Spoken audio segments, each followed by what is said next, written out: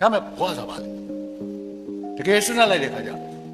သေချာစဉ်းစားကြည့်တော့မွေးခြင်းနဲ့သေခြင်းရဲ့ဂျာကာလဟာဘဝပဲမွေးတဲ့အသေးလေးမွေးလာလို့ရှိရင်ဘဝမရှိတော့မွေးတဲ့ဥဝဲသေးသွားပြီဘဝမရှိတော့မွေးခြင်းနဲ့သေခြင်းရဲ့ဂျာကာလရဲ့ဘဝလို့ခေါ်တာအဲ့ဒီဘဝကိုဘာခေါ်လဲဆိုတော့အသက်လို့ပြန်ခေါ်တယ်အသက်နဲ့ဘဝနဲ့စကလုံးချင်းသာကွာနေပဲအတူတူပဲသူတွေပါအသက်မရှိရင်ဘဝမရှိဘူးအသက်ရှိရင်ဘဝရှိတယ်ဒါဖြင့်အသက်ဆိုတာဘာလို့ကိုလဲအရေးကြီးတဲ့စကားတွေလာတော့မယ်နော်ဖြည်းဖြည်းလာတော့မယ်နော်နည်းနည်းညင်းနေလာပြီနော်တောက်တိတောက်တဲ့တောင်ပြောလိမ့်မယ်ဘုအောင်သိလောက်ထားနေပဲဟင်းသရာတော့ယူကြံရိတ်ခလိမ့်မယ်ဆိုတော့ဟိုအရင်တကားလို့မိတွေပါတွေတော့ရှောက်ပိတ်မပြင်းနဲ့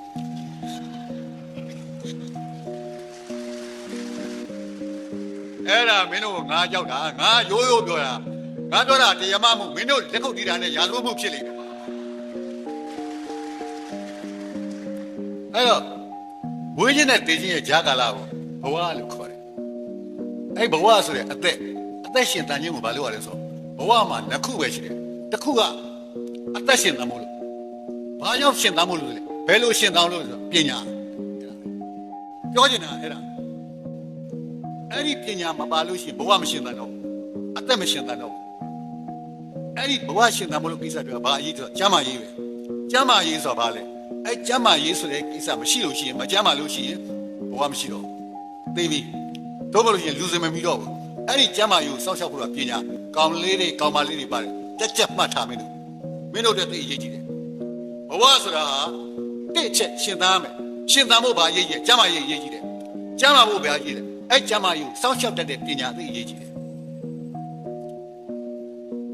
ဘယ်ဟာဘလောက်အရေးကြီးလဲဆိုတော့တခုတည်းမင်းတို့ကောင်လေးတွေကောင်မလေးတွေစဉ်းစားကြည့်ဖို့မင်းတို့အဘေးဖေနဲ့မင်းတို့ရဲ့ဘဝလေးကိုပြန်စဉ်းစားကြည့်မအေးဖေကဘာလုပ်လဲ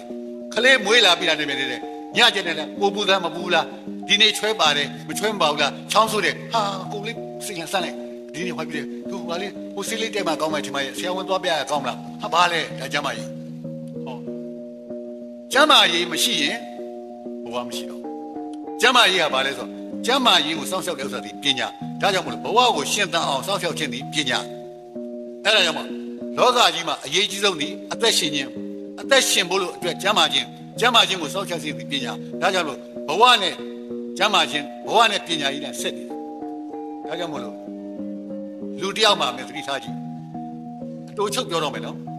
သိပြောဟောပြုလာလို့မကောင်းလို့မလို့အတူချုပ်ပြောမှာချက်ပြောလို့ရှိရင်အဲ့ဒီဥစ္စာတကောင်ကြောသွားမယ်အတူချုပ်ပြောလိုက်လို့ရှိရင်မင်းဟာဘဝရှိခြင်းပညာရှိဖို့ပါဘာပညာလဲကျမ်းမာတဲ့ပညာရှိဖို့ဒါပထမဆုံးအရေးကြီးတဲ့အချက်မိဘကိုယ်တိုင်ကနေဟဲ့သားမစားနဲ့ဇီးတွေချောင်းဆိုးလိုက်မယ်ဒါပညာဟဲ့ဟိုနားမသွားနဲ့နော်အစွန်းလေးမသွားနဲ့ကြာဒါဟဲ့နော်ရှာမိဟဲ့နော်ပူအဲ့ဒါပညာမိဘပေးသွားတယ်ဘာလို့ဖို့ပေးတာလဲကျမ်းမာဖို့လို့အသက်ရှင်သန်ဖို့လို့